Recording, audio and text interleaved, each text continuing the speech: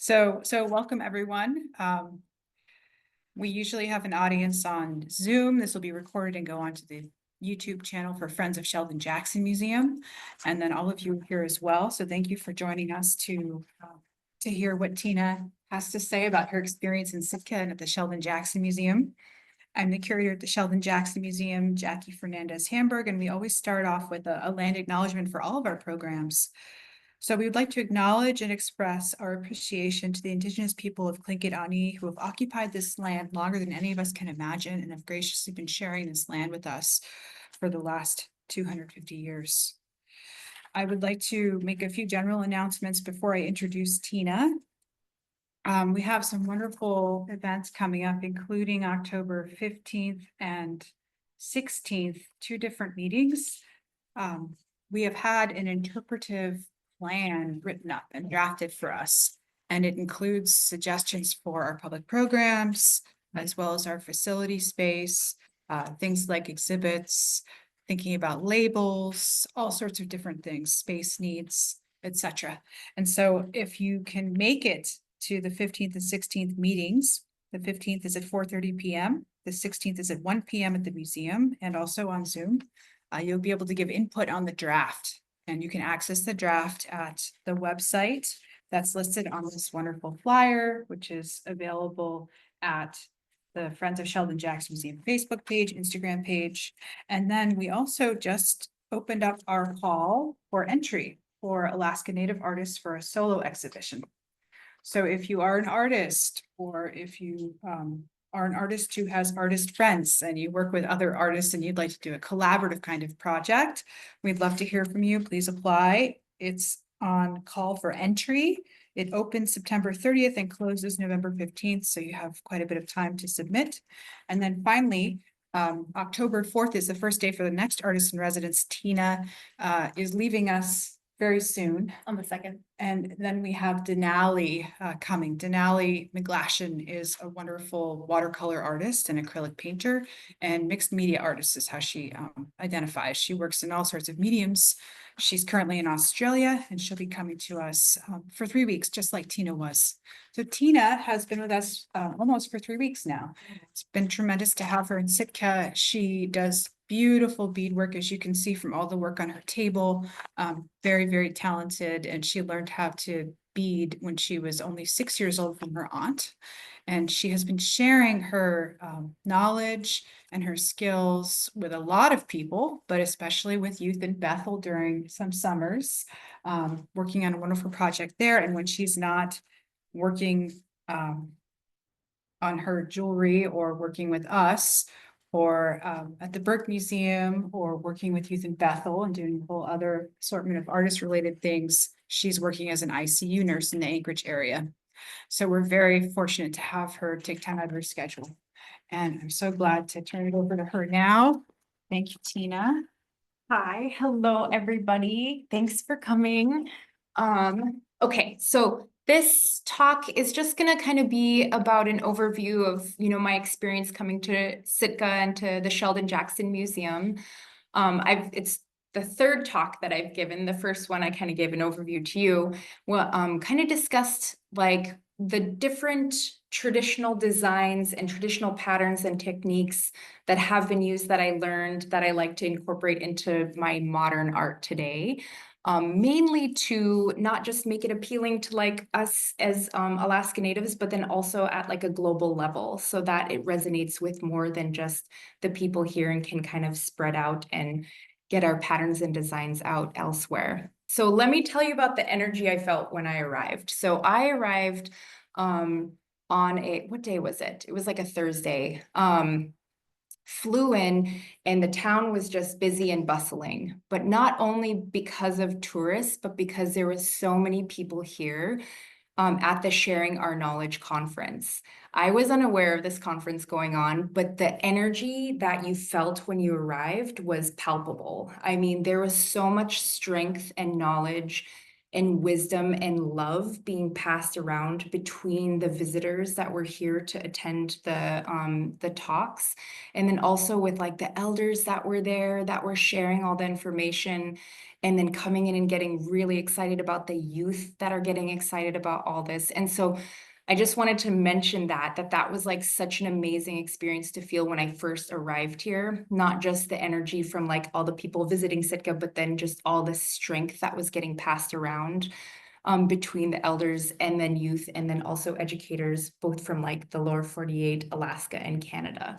And so that was a really fun, I wish I was able to attend some of the talks. I wasn't able to, but I got to like, I don't know, revel in all that energy and love that was all around Sitka for that handful of days that they were here. Very quickly in my first week, and you'll see a lot of fun pictures that I post on there that of like just fun things that I got to experience while I was here. So I got to meet Tatiana, my friend. She's in the middle on the right, the left there, maybe your right. Her family is the Sam family. So I got to meet Bob and David, her grandpa, and spend time with them, which was really nice to just be with a family so rooted in the Southeast.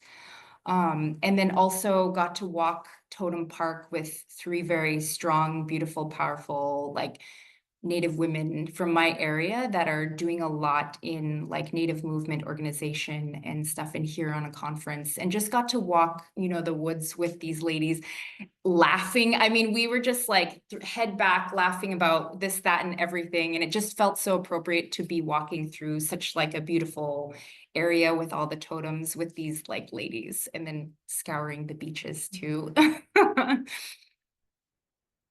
So I did also get to spend some time at the Pioneer Home, which was lovely. I just had a couple elders that came and sat with me at the table. I had a few bead projects that I brought over that I was working on throughout the time. And they came over. One lady was from this area, and she was just telling me stories about her mom and her gram and her auntie, raising her and like mostly scolding her, I think. But telling me stories about that. And then just some other people that kind of flew in and are living here now because they have a son or a daughter that lives here. And so the Pioneer Home, a few of the workers came and sat too, and just got to like explain like some of the activities that the elders get to do there, or things that they get to participate in. There was one lady from like a Yupik lady, but I didn't get to meet her, and I meant to stop by again afterwards, but was gonna go and see if maybe she knew some of my older relatives, and wonder why she's over here, I guess, far away from home. So I got to spend some time with the collections, which was incredible. Not just the collection that's out there, in cases, but being in the back room and being able to pull open drawers and just, again, smell everything. I mean, the scent is still there. Like some of the bowls I like picked up and I was like, I can smell like seal oil in it. It just kind of like permeates into the wood, and you can kind of see its use and like the little bit of wear and tear. But to be able to put your hands on the collections and really feel the quality craftsmanship of all this stuff. I think the biggest thing with being here in the museum, and I've caught myself a few times, and Kat, you've totally caught me too, just tearing up in the knowledge that I'm gaining in just being in the presence of everything, and not just with the Yupik culture and like with my region, but also learning so much rich history of Southeast, which I had no clue about before. So just learning about, different pigmentations, and then also different materials that were used. Like we didn't work with metal like in my area, but then there was like metal being used and copper and all this stuff here. It was just so beautiful. So I definitely caught myself just feeling all the feels as I'm kind of being exposed to everything. I did mention to Jackie that I wish, in going through the collections, like I wish I was able to be one of those people that had a lot of information to share with the museum, but I'm not, unfortunately, as knowledgeable in all the traditional stuff as I wish I was. And I think and I told her this too, I think we just assume we are going to know all this information by osmosis because we grew up with the regalia around, because I grew up with my grandmother, you know, skin sewing around me, or, you know, doing her little cooking stuff and all, but nothing was really taught. I think traditionally it was more so like you observed and then learned by observation and then kind of mimicking what they're doing. And of course, as a kid with Barbies, you know, I had other things to do. So the whole concept of really like sharing knowledge to share knowledge to keep it going wasn't really there. So now I'm kind of looking back and remembering all the things that I experienced and trying to put the knowledge with all of that to then carry it forward, if that makes sense. Maybe it does. I hope it does. Here's just some other imagery that I wanted to add in there. You know, like looking at those bent wood boxes, the bent wood bowls. What I found fascinating too was that like the drawer, we'd open up a drawer and I would just zero in on a bowl, you know, and then find out, lo and behold, it's from like the Kuskokwim area. And I'm like, oh man, it's like rooted inside me, this desire to like be around stuff that were used by like my ancestors or something. Cause I would really feel that pull towards certain patterns or certain designs. And then to find out later that it was from my region. But not just that, in studying some of those bentwood boxes too, like the mechanics of it was so fascinating. And then also to find out that those boxes or that same kind of style was used like further up north. So it wasn't just like one area, you know, that like technique was used all over with kind of like securing the wood so that it wasn't, I don't know, liquids can't roll out of it or anything like that. So that was fascinating to me, and I really took that and ran with it. A lot of the time that I spent back there, I really like design and pattern, and then also line placement. I like the Dumakchuk patterns, which is that kind of like quilt-like pattern on the Utguk that you see there. Up north, they call it Cupell'aq. I think other areas, they have other names for it. I should learn that, but I don't have it right now. But just really paid a lot of attention to the designs within the basket weaving, the designs within like the borders of the maklaks and the atguks that they did. It was very intricate. I mean, being able to like lift that atguk over and look at the stitch work underneath. Yeah, my grandmother did that stuff and it was just incredible to now look at. And I'm hoping one day, you know, I get the time, like really, it's time, right? Time is our biggest currency. And so to have that time to spend to really put something together with that kind of quality, one day, I dream. So I got the privilege of teaching a bead class while I was here. And on top of being, you know, a bead artist and painting and doing some stuff in my life, my biggest passion is teaching. I love teaching. I typically teach youth from ages 5 and then all the way up to adults. Beading is what I found as an adult, what got me through growing up in rural Alaska. I would retreat to my room. I'd be beading for 3-4 hours at a time. I'd be making all these necklaces and bracelets and put them on a little plaque and walk around my mom's job and sell them. And I'd make all that money and then I'd go to the bead shop and I'd buy more beads. So really looking back turned into this kind of therapeutic thing that helped me get through growing up some of the complications and frustrations of growing up in like a small community with maybe some addiction, maybe, you know, like just things going on around you. And just having this little microtherapy session for myself. And so when I do teach it to kids, when I share it with others, I really like to emphasize those benefits, to pay attention to those benefits, those therapeutic benefits, these little personal microtherapies that you can have with yourself in like kind of working through whatever's going on inside you. So teaching is really my biggest passion. So I had a class of 8 ladies here. And then on these slides, I wish I had like a bunch of pictures of all of them and their completed earrings. She actually made a matching pair for her daughter, and then I caught them wearing them out at a celebration, and it was so nice. But you know, the students, I teach a start to finish model. I really like to provide them with their own little graph book. They all get colored pencils. It's like kindergarten all over. It's so great. They get colored pencils and pens, and we kind of work through the design pattern and how you create the pattern of just a basic fringe earring.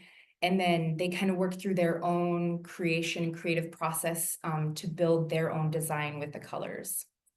So it's fun because then they can walk away and have this like process ready for them so that they can kind of work through any kind of style or size. If they want to make tiny ones or like big boss ones, they can do that. So not everybody finished their set, but I at least got them to a point where they can like finish them at home, or like, hey, are you good? Do we need to work through something? Because I really like emphasize finishing a pair, because it's that sense of that really simple like gratification you get from completing a project and looking down and being like, I did this. So what I found here in Sitka, and this is from day one, is that I ran into people from, I think it's a weird melting pot here. Like there's just people from all over. So day one, when I came here, I ran into one of my students that like I taught at UW, you know, and she came out from the museum and gave me a hug. And then a little while later, there was Ashley from the Burke Museum. That was my like escort to go look at all the collections there. And so she was here. And then Jen right here, she lives down in Seattle, and she was here on a tour with her family, like a cruise, and she's a master carver. She's actually my distant cousin that lives down there, and we just met this last year because she's lived her whole life in Washington. So, you know, she was here out of nowhere, like popped out of the museum and saw, and then my partner Connor, he's actually over there hiding, but he came to visit. And then I also brought my mom out, and that was really fun for a whole weekend. And she just had the best little getaway from Anchorage. And we got to, they were having that sobriety walk for Recovery Month. And they walked this beautiful canoe down Main Street, and then walked it all the way to the house over there, and then had a big communal gathering with a feed. And the Etchcombe kids got to Yuvok, like they had up north kids, and then Yupik, Cupell'aq, and then Tlingit, and they all performed. And like, I was just so happy my mom was here for that. So she not only just got to come to Sitka to be a tourist, but she also got to like feel a part of the Native community here, which was, I feel like it was pretty powerful. I went on a beautiful hike with these lovely ladies. So these two ladies, again, melting pot, they are family medicine residents at Providence Hospital where I work. So they're in their last year of residency, and then they'll be off to be doctors wherever they take their jobs. And one of them was here doing her rotation through search. And so she was actually at my very first talk, and then we connected, and like she told me who she was because we just knew each other from a distance, like at the hospital. And so we kind of connected, and then I got to go hiking with those ladies, and it was a beautiful, clear day. I mean, sunny, blazing hot up on that ridge. And we did this 8-hour hike, and it was great. It was fantastic. So Sitka has like all these different layers of things. I got to go on the water the other day and see Sitka from the water side. There was tons of humpback whales all over, and we caught some beautiful pictures. At the top right corner there, I saw the brightest rainbow I had ever seen. I mean, that picture I feel like doesn't do it justice, but just really beautiful getting out on the water. And I feel like it was just a different view from Sitka. I think if I lived here, I would definitely have to have a boat and get out on the water as often as possible. It was a profound first experience in Southeast. So I guess with this talk, I just wanted to like give a quick overview on like my personal feelings coming here, which were just a really beautiful, beautiful experience. And like the community has been nothing but welcoming. I mean, I'm walking around and like people are asking, oh, are you this person that's down at the museum? I'm like, yes, holy cow, word gets out fast. Word gets out really fast. And every single person has been beautiful and welcoming. And it's just been, if I were to come, you know, like to come here for the first time to the Southeast to experience anything, this has been a beautiful experience to just be immersed in the community throughout. So, does anybody have any questions? When you got to look through the collections, were you able to like take pictures so that you can reference that like for your future work? Yeah, I took lots of pictures and I'm gonna go in again and take more. It's like me, Jackie, have a date. But yeah, they have a beautiful light bulb. Have you been back there? Yeah, yeah. And then you guys, I didn't know that the community is like able to book times to go back there and spend time like with the collection. So at my last talk, I did mention to that there was like lots of people here and lots of locals. And I was like, hey, did you guys know that you guys can go look back there? Yeah, so I did take a ton of pictures and I know I have like in my head a few that I want to take and put in the light box and get some more images of. It's just insane work, insane. So good. Yeah. Any questions? Was there a specific pattern that you saw that really inspired you in some of your this time around? Like that you worked on specifically? I saw that. I haven't worked on anything specifically, but I took pictures because I was like, I came here with like a mission. I have AFN coming up, and so I have like certain things that I need to finish before then. But this little, you know, the little geometric pattern right there on the boot, like that one caught my attention as just like a really simple design and pattern, and then also some of the stitch work. So even just this red stitch work that's up here, and I have I don't know, I think as an artist you have all these like ideas just like stirring around in your head, and whether or not you draw them out or whatever, they're just floating in there. So I have like several kind of floating in there that I want to work. We'll see if they come out how they look in my head. Sometimes that doesn't always pan out. You're like, man, in my head, that was gonna be really cool. Yeah. Yeah. Yeah, I feel like it's such a melting pot here because of Mount Edgecombe High School. Yeah. I think a lot of, you know, just over the years, a lot of people from up north will come and stay. Yeah. Or like marry into somebody from here. I forgot to mention my niece is at Edgecombe too, so we went and watched volleyball games for her and took her out and spent a lot of money at AC stocking up all her snacks and yeah. Yeah. We were just at C-Mart yesterday and like the bus pulled up and the lady overhead was like, Edgecombe night has begun, you know? Like all the kids went flooding in, and that was really cool. But it was like nice to look over and then also recognize like people from my region. Like I could just recognize them like facial structure wise, you know, like, oh, you're from the Kuskokwim. I could tell. Yeah.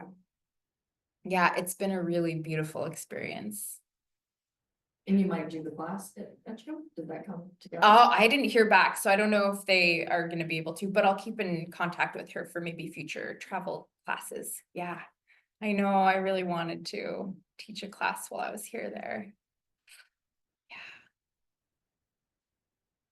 Would you ever, I mean, you are a natural teacher, obviously, like just from this talk, you can see how easily you would go into that role. Like ICU nursing is really different than teaching. Like, is it something that you see yourself doing more full-time someday? Like Yeah. So I'm part-time nurse now, so I'm down to 2 days a week, and I also teach at APU with the nursing students. So I'm a clinical nurse instructor too. I think I just love teaching. Like I love being that kind of like cheerleader, like motivator, like, oh yeah, let's make some earrings. Like, oh yeah, let's, you know, like put some meds down a Dophoff, you know, like all that. Like, it doesn't matter what it is. I'm just like, I'm here for it. You know, it's like, you'll get people that start to get really down on themselves and frustrated. I had one girl that kept messing up. She kept messing up her earring, and then I was like, it was like her third time doing the same mistake. And I was like, okay, let's put it down. Let's stand up. Let's do a little dance, you know, like had her get up and like shake it off, and then came back down to her earring and did just fine after that. I do the same thing with like my nursing students too, like, because, you know, I don't know, when you try anything new, whether it be like a nursing profession or like a craft, there's so many frustrating points in it. And I guess I just like to be that person to be like, we got this, like, let's figure it out. Let's find out where your barrier is and like break through it. So, yes, to answer your question, I'm probably gonna end up being a teacher in nursing too. For so- hours and hours, and it was a lovely talk. It was a really great way about engaging with your audience. Oh, good. Yay. Tina, could you share with the audience a little bit about your upcoming plans to go to Stanford? Oh, And yeah. the work you'll be doing there, and also can you talk a little bit about AFN? Tell people what AFN is in case people on YouTube or in the audience don't know what AFN is. Okay. Why it's important to you. Yeah. And what you get out of going there and what that process will be like for you in that experience. So AFN is the Alaska Federation of Natives, very, very huge 3-day conference that's held in Anchorage. They usually rotate between Anchorage and Fairbanks, but so far the last couple of years have just been Anchorage.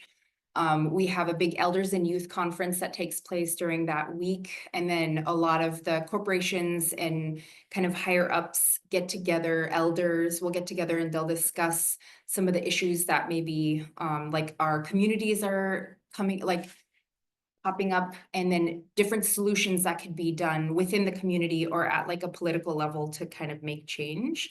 So during this conference is a 3-day market that there's over 100 vendors, and you have elders, you have artists, you have everybody coming in from different areas in Alaska to sell their handcraft. And quite often you can find the finest, I mean, the best, you know, handiwork, whether it be like skin sewing or like things with Cupell'aq, like seal skin, beadwork, masks, qasbaqs, like what I'm wearing here. So that 3-day event is big. Last year, me and my sister had a booth together and we actually sold out of most of our stuff in 3 hours. So this year, both of us are planning on having much more as far as stock goes for that. But it's really fun. It was my first time participating as a vendor last year, and I didn't know what to expect. And the love that all of the crafters have for each other is like, it's insane. It just filled my cup so much and just pushed me forward in that kind of like mentality of like, we're all crafters, we're all artists creating stuff, and there's so much space for us here to work together and like support each other and just motivate that creative flow. So AFN really opened my eyes to that last year, and so I'm super excited to go this year. Stanford, I taught at UW. I went down for a 2-day workshop and worked with about 20 students. So it was two 10-student classes. One day 10 students, the other way a separate 10 students, and it was teaching bead weaving. And I had so then I'll be going down to Stanford University during the month of November, which is Native American Heritage Month. And then they have a bunch of activities going on for the students there, and I'll be teaching a bead weaving class, a 2-day bead weaving class there. I'm pretty excited about that. Who's your sister? Nikki. So you pick. Yeah. Yeah, our booth is really fun. There's like high energy, like both of us are like standing up, just talking with everybody. Sold out in 3 Yeah. All her on Facebook, Instagram. Uh-huh. Like that, she talks about like anything and everything, Yeah. just her artwork. Mm-hmm. Yeah, because there's a lot of things that we deal with, like growing up in rural areas, or even just being Alaska Native, you know, like there's a lot of things that happen, and yeah, she's very like good about it. Any other questions? Okay, well, thank you so much, Tina. That was wonderful. It's good, there's a little bit into next week, so make sure you come and see her before she takes off. And then come and say hello to Denali when she has her birthday on the 4th. Thank you so much for coming.